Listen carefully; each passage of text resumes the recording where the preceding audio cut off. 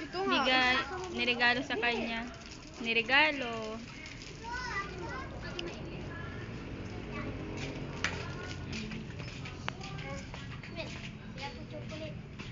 Na paano? Charis. Charis. Pag ano mo sila, yung magpapakilala sila isa-isa. Pinag-ano mo sila, yung magpapakilala sila kung ilang taon na, taga saan, gano'n.